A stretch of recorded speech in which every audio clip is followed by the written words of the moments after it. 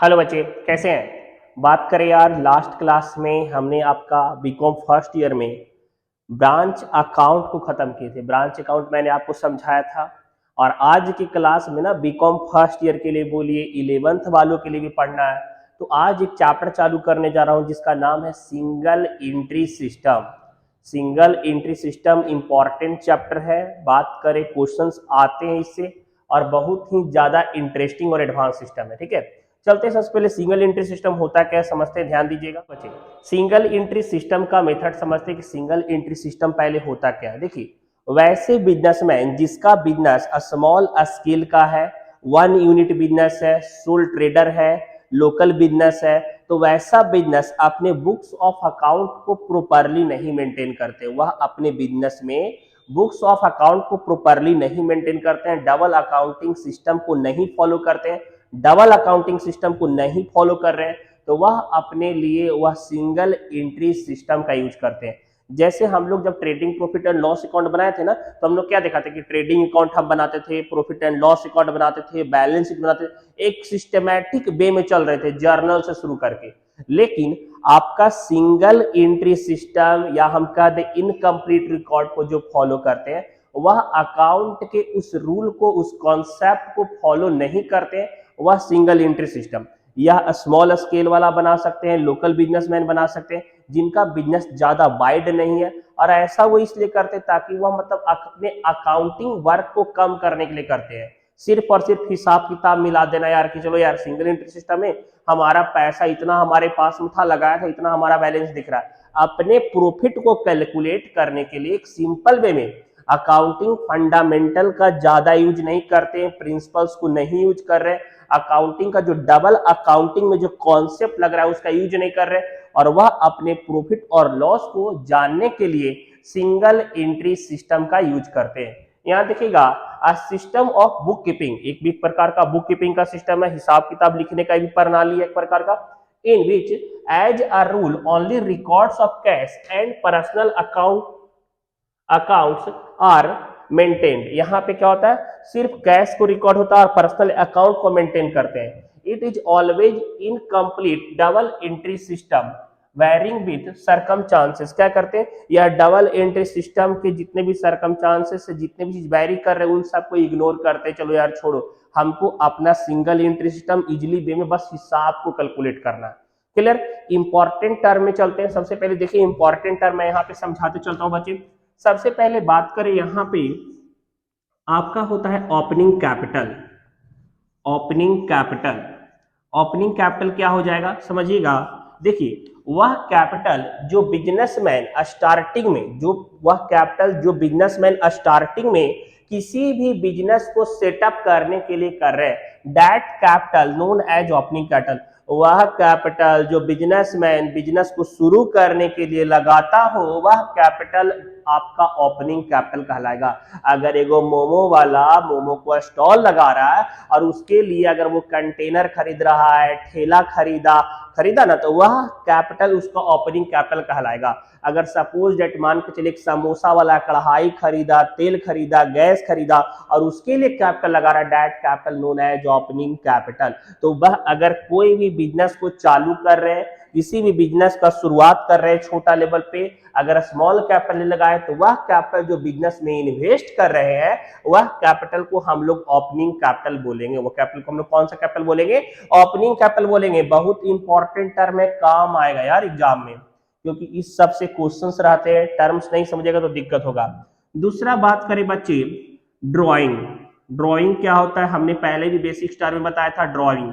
देखिए, अगर बिजनेसमैन आप बिजनेस का पैसा, जैसे ये सोल ट्रेडर था, सिंगल एंट्री सिस्टम को मेंटेन कर रहा था, तो अगर यह बिजनेसमैन अपने बिजनेस का पैसा अपने पर्सनल काम के लिए निकाल दे तो वह कहलाएगा ड्राइंग। वह क्या कहलाएगा, ड्राइंग कहलाएगा। सपोज दैट, जैसे मान के चलते कि एक बिजनेसमैन क्या हुआ कि एक स्टॉक को बेचा और पैसा उसका आया 1,000 रुपया। ठीक है, 1,000 रुपया आ गया, लेकिन इस प्रॉफिट में से, बिजनेस के पैसे में से उन्होंने अपने लिए 30 रुपया का एक शेक मंगाया, जूस मंगाया और पी लिए। तो यह पैसा जो अपने पर्सनल यूज के लिए खर्च कर दे रहे हैं, दैट इज ड्रॉइंग, वह क्या कहलाएगा? ड्रॉइंग। क्लियर?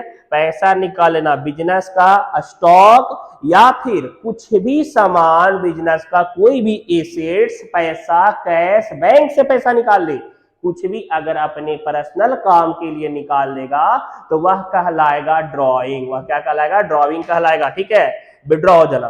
तीसरा, बात करें एडिशनल कैपिटल का, तीसरा क्या होगा? Additional capital. एडिशनल कैपिटल क्या होगा? थोड़ा समझिए। देखिए, अगर हमने छोटा कैपिटल लगा करके बिजनेस चालू किया है तो यार समय समय बिजनेस ग्रोथ होता है ना, तो अगर हम और फर्दर कैपिटल लगा रहे हैं, हमने पहले 10,000 कैपिटल लगाया, फिर 5,000 कैपिटल लगाया, फिर 5,000 कैपिटल लगाया, तो बिजनेस में जो फर्दर कैपिटल लगाया जाता है वह कैपिटल कहलाएगा आपका एडिशनल कैपिटल। वह कैपिटल कौन सा कैपिटल कहलाएगा?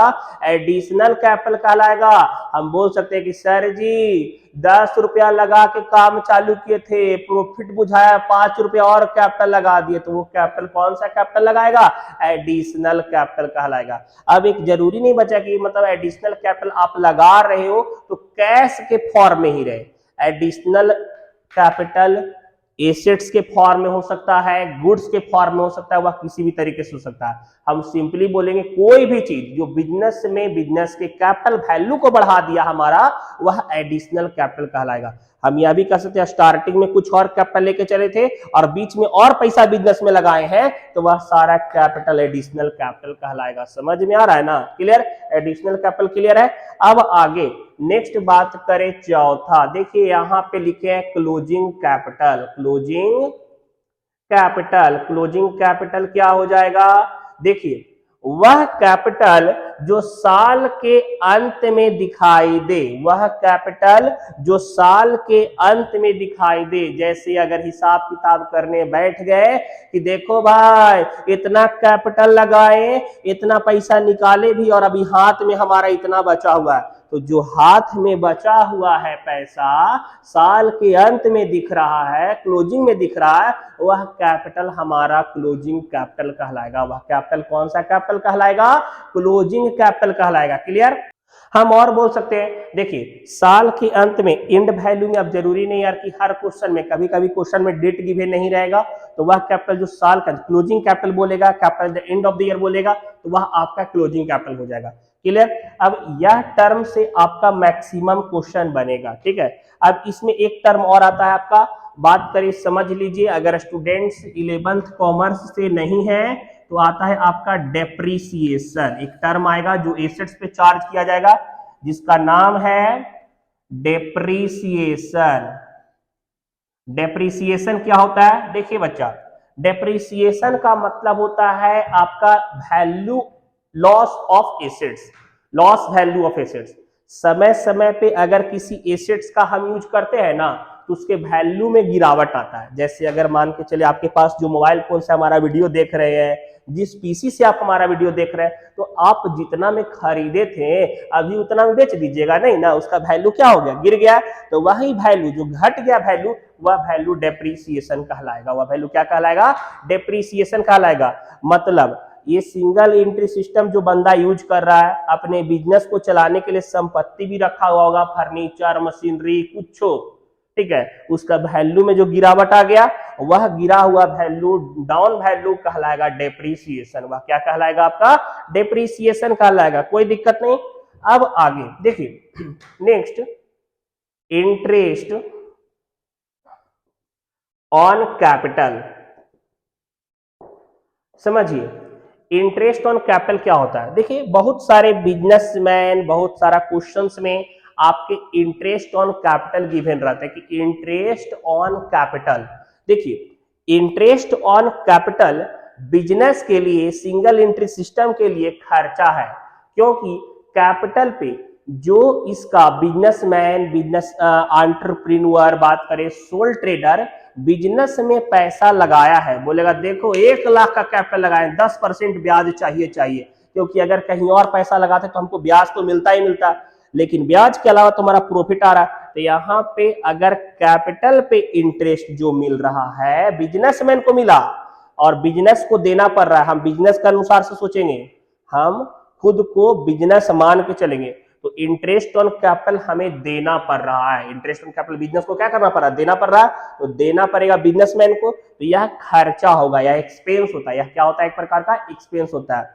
कहीं डाउट लगता है ना बच्चे, कमेंट में पूछ लीजिए, टेलीग्राम पे चले जाइए, सारा सब्जेक्ट का ना एकदम प्रॉपरली नोट्स मिलेगा, एकदम लिखा हुआ, आपके एग्जाम बेस्ड है। और कोई डाउट अगर लगता है ना यार, क्वेश्चन लिख के वहां बताइए कि सर ये क्वेश्चन नहीं बन रहा, बताएंगे, ठीक है, यहां तक कोई दिक्कत नहीं। फॉर्मेट समझते हैं, चलिए ध्यान दीजिए फॉर्मेट। हाँ बच्चे, फॉर्मेट की तरफ चलते हैं, ध्यान दीजिएगा, समझिए फॉर्मेट का। आप इनकम्प्लीट रिकॉर्ड में कैसे बनाएंगे क्वेश्चन को, देखिए अगर नॉर्मल क्वेश्चन देगा ना, जैसे अगर आपका बैलेंस शीट से रिलेटेड इंफॉर्मेशन नहीं दिया हुआ है, तो देखिए यहां पे इसको statement of profit and loss ये बनाएंगे हम लोग, ध्यान दीजिएगा, पार्टिकुलर और अमाउंट, क्लियर।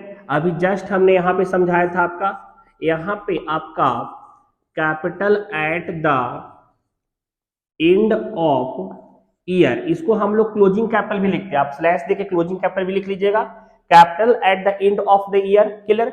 यहां पे प्लस करेंगे ड्राइंग, क्लियर, ड्राइंग को प्लस करेंगे। अगर ड्राइंग पर मंथ में दिया हुआ है, बोल रहा है 5,000 पर मंथ, 6,000 पर मंथ, अगर पर मंथ में दिया हुआ है तो 12 से गुना करेंगे, क्योंकि हमको साल भर का अमाउंट लिखना पड़ेगा बच्चा, ठीक है। अगर सपोज डेट पर क्वार्टर दे रहा है, मतलब तिमाही ले रहा है, ड्राइंग कर रहा है, तो 4 से गुना करेंगे। अगर पर मंथ बोल रहा है तो 12 से गुना भी कर, सॉरी अगर पर एनम बोल देगा, पर एनम अगर बोल देगा तो हम लोग 1 से गुना करेंगे, ठीक है। ऐसे ड्राइंग हो जाएगा। माइनस करेंगे एडिशनल कैपिटल, एडिशनल कैपिटल अभी जस्ट समझाए थे कि एडिशनल कैपिटल क्या होता है, एडिशन कैपिटल क्या होता है, माइनस कर देंगे।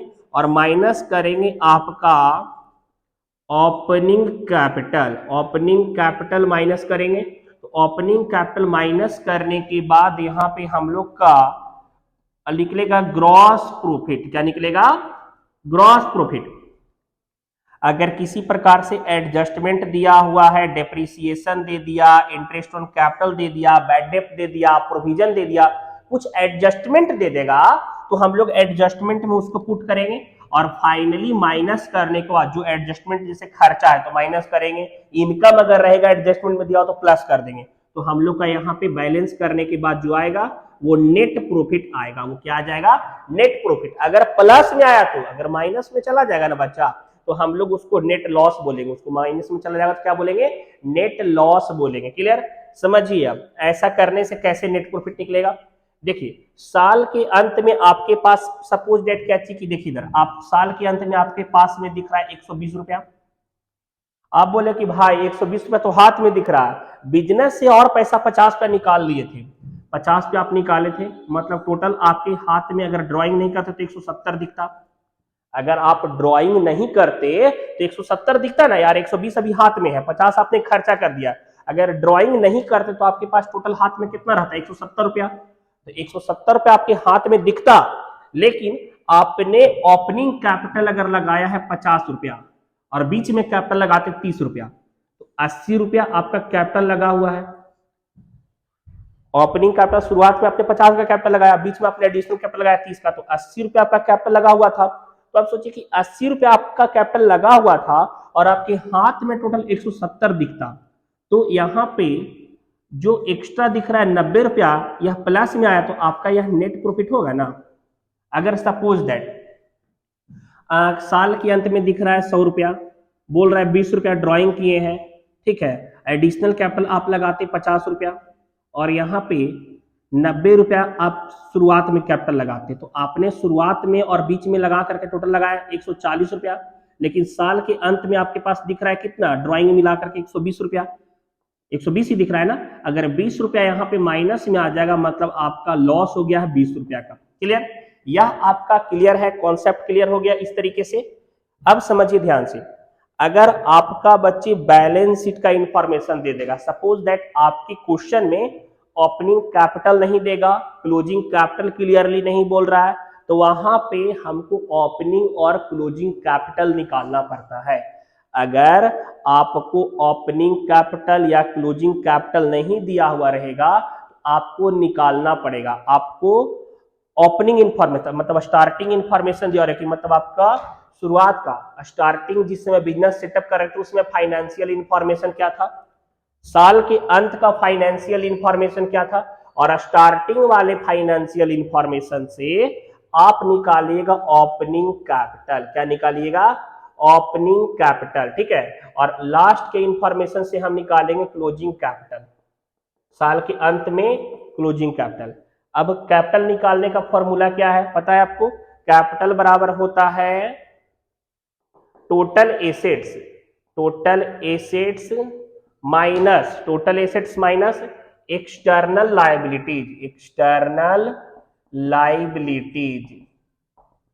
इससे अगर ये करेंगे तो हम लोग का कैपिटल निकल जाएगा। क्लियर? यहां तक राइट डाउन कीजिए। चलिए हम आपको पहले एसेट्स दिखाते हैं लिख करके, देखिए आपका एसेट्स क्या क्या होता है और लायबिलिटीज में क्या क्या हो सकता है। जो स्टूडेंट्स को एसेट और लायबिलिटीज नहीं ना पता है तो वह इस टर्म से लिख लीजिएगा तो आप अच्छे से उसको कैटेगराइज कर सकते हैं। हाँ बच्चे, अभी जस्ट बोले आपको कि अगर आपका ओपनिंग कैपिटल नहीं दिया हुआ रहेगा, क्लोजिंग कैपिटल नहीं दिया रहेगा, तो बैलेंस शीट बना के हम लोग उस हेल्प से ओपनिंग कैपिटल और क्लोजिंग कैपिटल निकालेंगे। और बैलेंस शीट बनाने के लिए आपको एसेट्स क्या क्या हो सकता है और लायबिलिटीज क्या क्या हो सकता है वो जानना जरूरी है। देखिए यार, मैं लिख करके समझा दे रहा हूँ, ऐसे थोड़ा डिस्क्राइब में आप पढ़ लीजिएगा एसेट और लायबिलिटीज के बारे में। अगर आप 11th बेसिक्स नहीं किए हो तो जैसे एसेट्स का नाम मैं लिख दे रहा हूं और लायबिलिटीज का नाम मैं लिख दे रहा हूं, ऐसे पता है आप छाट सकते हो। एसेट्स में अगर आपका देता है तो दे सकता है कैश, बैंक, स्टॉक, डेटर या बिल्स रिसीवेबल या फिर prepaid expense, outstanding income, machinery, furniture,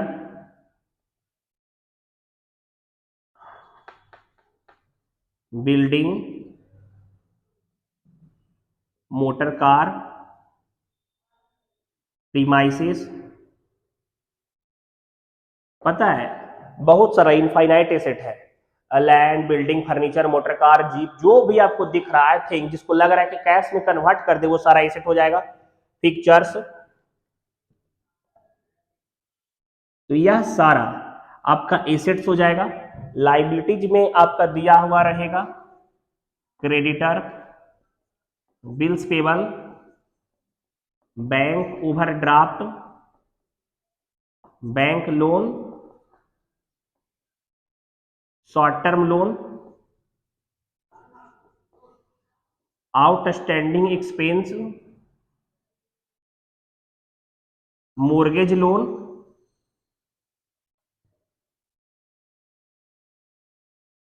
prepaid income,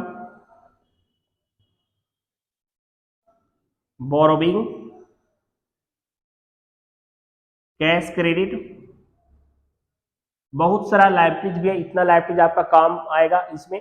अब सपोज दैट अगर आपका इंफॉर्मेशन दिया हुआ है, ठीक है, तो इंफॉर्मेशन दिया हुआ है और आपको ओपनिंग कैपिटल और क्लोजिंग कैपिटल नहीं दिया हुआ है, ठीक है बच्चे, तो यहाँ पे हम बैलेंस शीट बनाएंगे। जैसे हम बैलेंस शीट बनाते थे, हम बैलेंस शीट बना लेंगे और बैलेंस शीट में यहाँ पे आपका लाइबिलिटीज, अमाउंट, एसेट्स, अमाउंट, ये हो जाएगा। अब लाइबिलिटीज में आपका जैसे क्रेडिटर, बिल्स पेबल, जो भी इंफॉर्मेशन दिया हुआ रहेगा वो लिख देंगे। एसेट वाले में जो भी एसेट का इंफॉर्मेशन दिया हुआ रहेगा वो लिख देंगे। और अगर ओपनिंग इंफॉर्मेशन से, मतलब दो इंफॉर्मेशन दिया हुआ रहेगा, ओपनिंग का इंफॉर्मेशन और क्लोजिंग का इंफॉर्मेशन, तो अगर ओपनिंग इंफॉर्मेशन से अगर बैलेंसिंग करके आएगा तो यहाँ पे हम ओपनिंग कैपिटल लिखेंगे। यहाँ पे क्या लिखेंगे? Opening capital.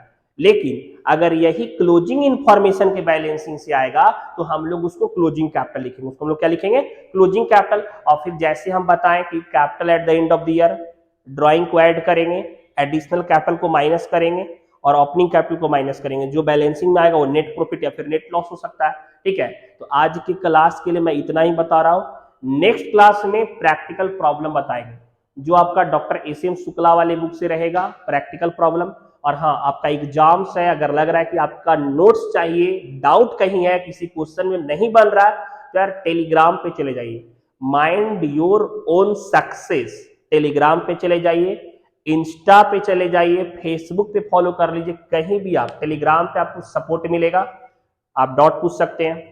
और हमारा वीडियो लग रहा है कि पसंदीदा है, समझ में आया, तो सब्सक्राइब कर लीजिए, आगे भी काम आएगा चैनल आपका।